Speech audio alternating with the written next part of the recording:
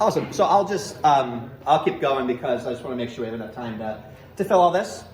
Just want to maybe affirm those comments that we had earlier in the first half. This is something that we do wrestle with. We do wrestle with these realities, these ideas, these concepts. So it's okay to voice that wrestling in here. So we'll talk more in the second half about what makes these religions distinct and different than Catholicism, which is, of course, our focus, our vantage point. And a lot of it is rooted in context, historical context. So maybe you know this, maybe you don't, maybe this is refresh. We'll find out. Right? So Christianity, known as the Way, right after Jesus' time, was an underground faith that was in many ways suppressed by the Roman Empire for about the first 300 years of its existence. Maybe that's news, maybe it's not. Right? And we have these debates, not just in Catholicism, but you'll see in other religions too, about who belongs in the group, who doesn't belong. Should you be this? Should you be that? What's it mean to be a believer of this faith? Gentlemen, that has been a talking point ever since Peter and Paul, right? If you study the epistles, if you study the Acts of the Apostles, the great debate during that time period was, do you have to be a Jew to be a Christian?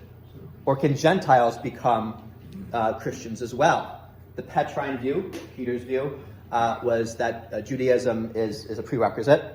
Paul took it another way. That's why he travels to Rome, to Ephesus, to Galatia, to Corinth, to all these places where Jews are not. So the question, do you have to be circumcised or uncircumcised? All that jazz, right? So the questions of what does it mean to be a believer has been something that we wrestle with today, and that the saints, the founders of our religion, wrestled with 2,000 years ago. So it's a perpetual discussion. Right? And then you see, we read every Sunday, or maybe on daily for yourself, in the Pauline epistles, Romans, Corinthians, Galatians. Christians are not believing in God, they're not doing it the right way, and Paul has to write a letter to say, no, you should actually be believing in Jesus this way. So it's a perpetual discussion and tension that exists in religion. Sound familiar? Right, just fast forwarding through the context, 313, the Edict of Milan legalizes Christianity. That's the Emperor Constantine. Right, Rome was already in decline at this point. We're past the Pax Romana. There's a lot of enemies at the gates, so you will. I think it's 381, maybe not 380.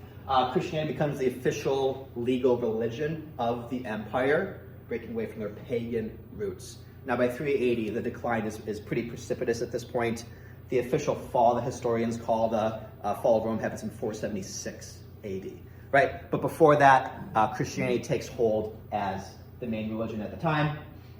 Right?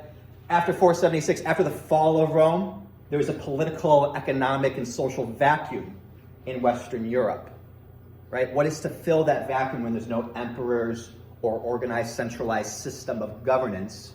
Well, short answer is the church enters that vacuum, right? We talk about how Catholicism is very centralized, very organized, as opposed to like our Pentecostal or megachurch brothers and sisters, and that's because it grew out of the ashes of Rome, gentlemen, right? The system of dioceses and bishops that grew out of the Roman model of law, right? We have something called canon law, canon lawyers in the church that grew out of the Roman legal system. A lot of the vestments that priests wear harken back to the time of Rome, right? The chasuble, right? So we can't minimize the effects of our Roman roots of that, and that's what makes it so centralized, right? We have dioceses, bishops as the head of those dioceses, and you have Alexandria, Antioch, all these places along the Mediterranean world, right? And then eventually, by about 400, right, it takes a centralized form where the bishop of the most important city takes primacy over maybe the bishop of Antioch or the bishop of Ephesus. And the most important city in the world is Rome. So that's where we really get the foundations of the papacy, the pontificate, as Rome as the center of that. And it makes sense. And yes, we do have I think it's Matthew 18, right? Jesus calling Peter to be a rock, the rock of the church, right? We have Peter as our first pope. So that comes from our scriptural understanding of it too. But looking at like the sociological, the governmental way of it too, we come out of that. So centralization is a key aspect of our Catholic faith, right? In that vacuum in Europe, we have the growth of the monastic system, starting with the Desert Fathers around the 400s. It really takes form around the 7th century with Benedict of Nursia, creating the monastic system, monasteries popping up all over Europe, being sponsored by kings, by rich government officials, to really kind of be the centralized form of religious, political, and social life in much of rural Europe before cities really took off after the Middle Ages. Right? A lot of the bishops, the popes, they had not just ecclesial power, church power, but also political power as well, temporal power, worldly power. Right? The need to grow the church, to grow Christendom, leads to things like the Crusades, leads to, unfortunately, it's a reality of humanity, power, sometimes leads to corruption. And I want to fast forward to the 13th century, right? We're coming kind of out of the Middle Ages, and we have really two leaders, the Mendicant movement. We have Dominic of Guzman and Francis of Assisi. I'm going to point a little bit more towards Francis for obvious reasons, right? I think Francis is a pivotal character here because he recognizes that the church, maybe it does need some reform. Maybe it does need to harken back to Jesus calling the Gospels to serve the poor, to serve the least among us, to embrace the leper and to heal them like Jesus did himself. That oftentimes some of the secular priests, the diocesan priests, some of the bishops had a lot of riches, right? And Francis famously gives everything up from his own worldly life. He's a middle-class merchant's son, gives it all away, and embraces Holy Mother Church. So some say Francis is the first Protestant, but I don't think that's a correct statement, because what made Francis different than other groups at the time is that he stayed connected to the church. He sought approval from Pope Innocent III for his rule. But he called for kind of a radical turnabout to serve the poor, to see all of creation as his brother and sister, right? Even those who don't believe the same thing as he does, which can be a hard task sometimes. Okay? That's Francis dies in 1226, so that's the 13th century, right? And the church has a lot of influence still, but the Franciscan movement and the Dominicans as well, I don't want to minimize them, but I like the Franciscans more. They're carrying a lot of change in the church while still adhering to Rome. Key distinction. Right? We have a meeting between Francis and Dominic. They were contemporaries. And then the generation after them of their respective orders will be theological giants in the university system, in University of Paris and Oxford. We have the Franciscan theologian, St. Bonaventure, and then the Dominican theologian, Thomas Aquinas, who really structure much of our modern understanding of Catholic theology. St. Bonaventure takes a backseat a little bit, which is too bad. Just a quick aside, if you've ever been to St. Tommy's on Abbott Road, right across from Mercy Hospital, I used to go to Mass there a lot. There's a beautiful mosaic of them behind the cupola of Thomas Aquinas, Parish's namesake, and then Bonaventure as well. So, something in mind. But let's move forward. Right? There's this worldly power in the church, and then enter Martin Luther, 1517, October 31st. Now it's a 95 Theses on the Wittenberg Cathedral. He's not planning on starting a revolution. He's not planning on upending Catholicism. Right? He's an Augustinian friar. He's an Augustinian priest at this time. He's a lettered man. He's a professor. But he sees the selling of indulgences to build St. Peter's Cathedral Basilica as something that we need to maybe take a look at. So, in some ways, you could see Luther wanting to be a part of the church still, but still offer critiques.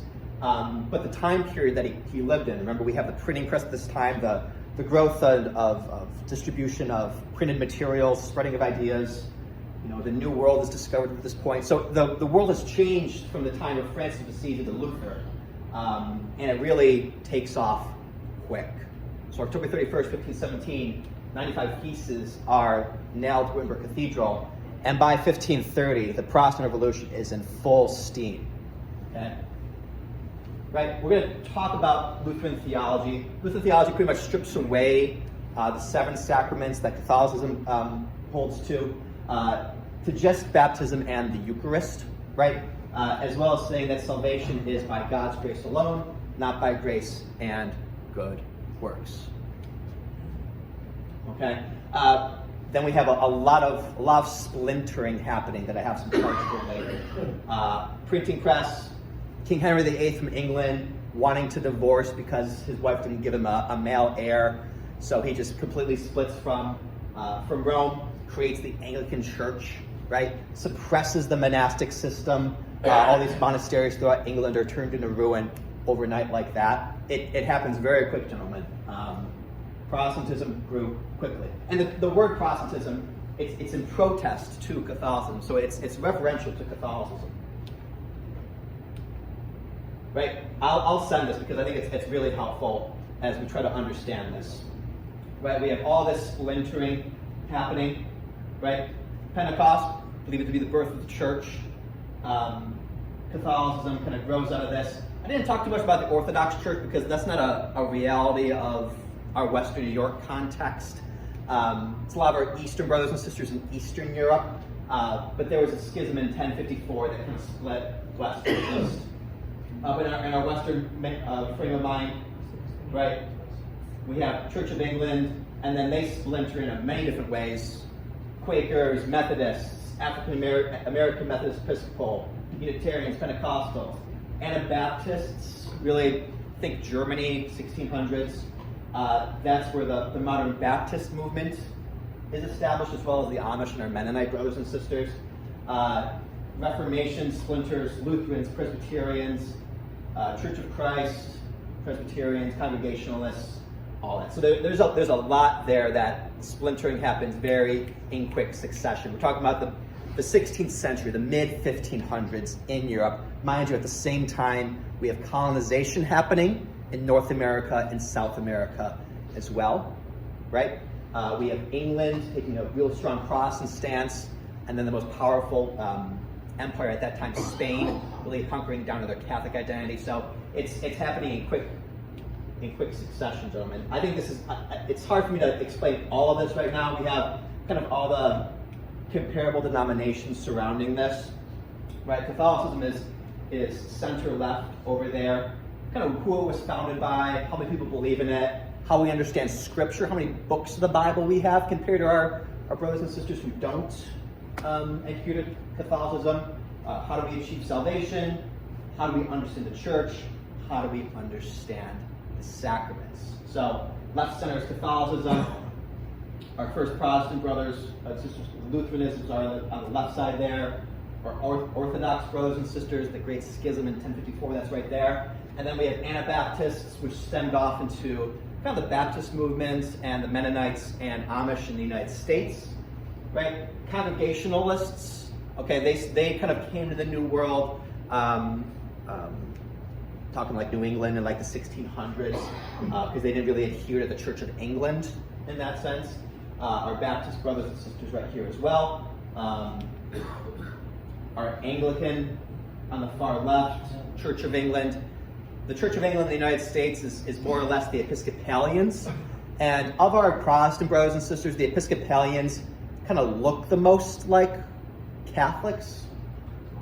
Similar architecture, their liturgies won't seem that different than ours, right? They have a few key distinctions, as in they don't have celibate clergy, and in many of their churches they have women priests as well. So there's some distinctions there.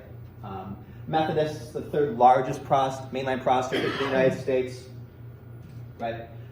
Church of Christ, Adventists, Pentecostals.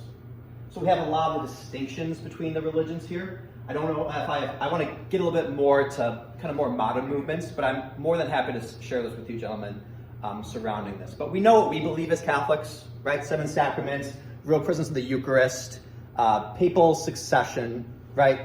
The laying on of hands to priests, that goes all the way back through the bishops to Peter himself. We know that, we believe in that. Others, these other religions, believe some of that to certain extents, right? The real presence of the Eucharist, that's a key aspect for us, and most of these other denominations don't believe that. I mean, Roman Catholicism is the only religion that can have our understanding of apostolic succession. We can trace back our bishops who laid hands on other bishops throughout the centuries to Peter and to Jesus. And I think that's a big deal for us, I think, right? Because we talk about who founded what, who founded this church, a man, who founded this church, a man, who founded this church, a man. But I think we can hold fast to the reality that it really stems from the Gospels, from Jesus telling Peter, "You are the rock, and on this rock you will build my church." So that gives me a lot of solace, I think, that I can trace my religion, my sacraments back to Jesus. Maybe you can too. I think a modern movement, because I have friends and family who aren't Catholic anymore, many non-Catholic Christians won't call themselves Protestant anymore, right? Because it's referential to Catholicism, right? It made sense in 1517 for Luther to be called a Protestant because he was in protest of Rome. But many people, right, nowadays, in the past couple decades, won't use that term. They'll just use the term Christian, right? Because they don't want to be, it doesn't want to be in reference to another denomination. That's just something I've noticed throughout the time. We have a little bit of time left. I want to just show the distinction between mainline Protestants and then Pentecostals or mega churches as well, because those are some massive distinctions there. Mainline Protestants, think your Episcopalians, your Methodists, Presbyterians, Congregations, Lutherans, all that there. Like I mentioned before, you will find more similarities with the mainline Protestants than you will like the evangelical mega churches. The architecture is somewhat similar. You have pews, you have statues depending on the denomination. Right? Episcopalians would have a diocesan structure very similar to Roman Catholicism, because Episcopalians stemmed out of the Church of England. The Church of England still kept to dioceses and like holy orders, right? But they decided to include married folks and women and such. So that's the reality as well. My brother goes to a Presbyterian church, right? And he said, "Oh, we're interviewing the new pastor." Right? So Catholicism is very centralized, right? The bishop appoints the pastor of a parish. In maybe the Presbyterians and other these mainline denominations, the pastor is appointed by the congregation, right? They have committees that interview them, and they can hire them or fire them if they like them or not. Same thing with some of the mega churches, right? It's less centralized and more kind of individual, based on the individual community as well. It's a distinction in their governance, right? Because remember, Catholicism grew out of Rome. It grew out of that centralized form. A lot of these religions kind of flourished in the United States, which would not have seen an organization like the Roman Empire as something to attain to. They wanted to have a more like egalitarian view of things. And to our evangelical brothers and sisters, a growing branch in the United States and Central and South America as well, very much the Western Hemisphere. Preachers, really no ecclesiastical connections to speak of. We talk about the laying on of hands, the apostolic succession. That's important to us as we appoint bishops and priests and popes, right? That's not their perception of what makes a pastor a pastor. Basically, you need a preaching degree from a Protestant seminary and you're good to go. And that's not new, right? In the United States, there have been itinerant preachers who know their Bible and preach it. And that kind of grew out from that. Like very little centralization, gentlemen. A church is a church. The mega churches aren't part of dioceses. They don't have that like we do. Popular in the American South, but there's mega churches in Buffalo, New York City, all those places. Right? And it's a very Western, very American kind of view. Right? Massive, huge, Joel Osteen, attracts a lot of people. This does not look like St. John Paul II Parish, I'll tell you that much. But there is obviously a numerical attraction. Why that is, there's a lot of different reasons. Billy Graham, many of you who know who that is, a massive preacher in the 20th century. Joel Osteen as well, right? There's some parts of evangelicalism that just don't make me think that that's most Christ-like way, right? Prosperity gospel, maybe you've heard of that. Think of these massive televangelists, Oral Roberts, Jim Baker from the 1980s, right? God wants you to have nice things. This idea that it's okay to be rich as long as you keep on giving. That bucks strongly with Francis of Assisi and like this idea of wanting a poor church for the poor. So evangelicals, they're very popular. Their liturgies, I don't even know if you can call them that, right? There's a long sermon and there's a lot of music, and it kind of seems like a rock concert in a lot of ways. So their worship services look in a lot of ways nothing like what we have. Not centralized, not regulated, no sense of saints or feast days or anything like that. So, right, important to keep in mind, I was talking to a colleague, and I know we've got about 5 more minutes left here, right? These Protestant churches, right, the main lines, but especially like the Pentecostals and the evangelicals, those who really don't have like a centralized focus, like a church is a church, a pastor gets appointed by the community, there's no real centralization of what's being preached that day or anything like that, right? They grew up in competition with one another. So if there were 2 Pentecostal storefront churches in the same town and they're fighting for the same people, well, then they got to have better music. Or they got to have like more fire and brimstone preaching surrounding that. Or they got to have like a nice playground for the kids, or more men's groups and more faith groups like that. So they kind of grew up in competition with one another. Whereas Catholicism was in its own kind of neighborhood, its own kind of ballgame, right? Catholicism didn't see itself in competition with Protestantism in the United States because, well, for a variety of reasons. So liturgically very different. It was structured differently. Catholicism, for much of America's existence, was the faith of immigrants, right? Your grandparents, your great-grandparents, for sure, right? So the mega churches kind of were in competition with one another, so they kind of decided we need to raise the level more, get bigger arenas, have better music. Where Catholicism, they knew what they had, and it was different, right? Kind of one more thing. There's often like a strong emotional conviction that exists in some of these services. There's like a lot of like praise and worship, and maybe you get like teenagers crying or stuff like that. Whereas I think the stereotype for Catholicism in our liturgies and our masses that were kind of a little bit more stoic, a little bit more reserved emotionally, and that's for a variety of reasons. Some would credit or blame our Irish descendants for their kind of stoic look. Somehow we're not going to be like waving our hands at mass like that. Maybe if you go to a charismatic group, you could. That's just kind of something that came to mind with some of the distinctions there. The problem, the discussions that we have, and maybe the tensions that we have in Catholicism, are not unique to us. I think that's important to keep in mind. Whether it's a mainline Protestant group like Methodists or Lutherans, or even evangelicals, right? You're seeing splintering happening with Methodists I think it was last year, and then 2 years ago with the Lutheran Churches of America, splitting over issues like how do we engage with people who love in different ways, right? You're seeing that splintering happening, right? There's been splintering happening for 500 years within Protestantism. They do that well.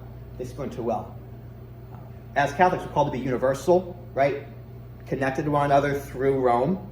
So we hold that tension differently, right? We try to keep everything together, even though some Catholics believe X, some Catholics believe Y, but we're still connected through it. We still have that unity. Whereas Protestants, I don't like it, I'm going to start my own church. It's a key distinction, right? We talked about one of the reasons why people are leaving, the abuse crisis. That's not just a Catholic thing. That's not just a celibate thing, right? You'll see time and again different pastors of different denominations abusing their power, unfortunately, through corruption. So that exists throughout any church, and I would argue any human institution, right? So it's not unique to us, but I do have some theories as to why, like, Catholics get the most limelight or the most press about that, if you will. So to kind of like, with the time we have left, kind of wrap things up. What makes us distinct? What makes us different from our Christians and brothers who aren't Catholic, right? The centralization, the unity of it, right? One holy, Catholic, and apostolic church makes us far different than our brothers and sisters in a storefront church or splintered off 500 years ago with Martin Luther, right? The primacy of the Bishop of Rome as the head of the church, right? Appointed through Jesus via Peter, right? The magisterium, right? The teaching by the church, which is represented by the bishops and the College of Cardinals on how to understand and interpret the signs of the times, scripture, and tradition. We saw that in a massive way 60 years ago with the Second Vatican Council. We see it with papal encyclicals that the Pope writes occasionally. Laudato Si in 2015, Fratelli Tutti in 2020. Devotions, the communion of saints, emphasis on the Blessed Virgin Mary, right? Understanding that people came before us and lived the Christian faith well and are someone who we're called to emulate in our own world. The sacraments, how we understand grace working through our lives. The seven sacraments were finally solidified as canon, Council of Trent in the 1560s, after the Protestant Revolution. And I think a massive distinction is the all-celibate priesthood and religious orders where the members are vowed to chastity. I think that's a big distinction. The other religions don't have that. It's what makes us unique in some ways. Yeah. And then I think, lastly, a communal theology of the collective, right? Some of these Protestant groups talk about like my personal relationship with Jesus, right? It's me and Jesus, it's me and God. That doesn't jive well with Catholic theology, right? It's Catholic theology, it's really looking at the cross. Yes, it's me and God, but it's me and my brother and sister as well on this planet. It's me with my brother in Hamburg, my sister in Mexico City, my believer in the Philippines. It's the collective. When we say yes to the body of Christ, we're saying yes to over 1 billion people worldwide. It's not just me and Jesus. It's me and Jesus and my brothers and sisters along with us. That communal aspect of Catholicism, I don't think we can minimize, especially in a culture where we are very individualistic, right? Consumeristic, where we just want what's best for us. We talk about what's best for us and what's best for the collective as well. I don't think I have time for this, how we view our church. I can give this to you if I want. But I just want to end with this, right? Pope Francis, who I'm a big fan of most days, right? 2013, right after he became Pope, he talked about seeing the church, his vision of the church as a field hospital. Not for only perfect people, not for just saints in stained glass windows, but for imperfect people who are bruised and hurt from living life, and how the church can come and be with those who are pushed away, who are hurt, in a close and intimate way. So that's what I'd like to say. Right? Last one before I let you guys go. Right? Maybe we can get downtrodden. We can get kind of sad or angry about the world today or what's happening to our kids these days. But what gives us hope for the future? Right? Someone told me once, Catholics, Christians, we're not Good Friday people. Right? We don't get stuck on the death, on the crucifixion. Right? We are Easter people. We're people of hope. People believe in the resurrection of where God is leading us. Right? We believe in the resurrection, the Paschal mystery, the incarnation, seeing God in all of reality, in all of creation. So I guess my question I leave you with today, gentlemen, it's not hypothetical. You can think about this maybe on your car ride home or wherever. What makes you an Easter person? What fills you with hope? Because we can get downtrodden with demographics and charts and ledgers and balancing a budget. But if we lose that hope from the resurrection, then we lose a key aspect of our baptism. Like, we are a hopeful, joyful Easter people. What gives you hope as you continue on? 2 days ago, Francis was met with a lot of comedians, Jimmy Fallon, Chris Rock, Colbert. The joy of humor, the joy of laughing together. So be joyful, find hope in the future through the resurrection that our baptism calls us to. That's all I got. Thanks.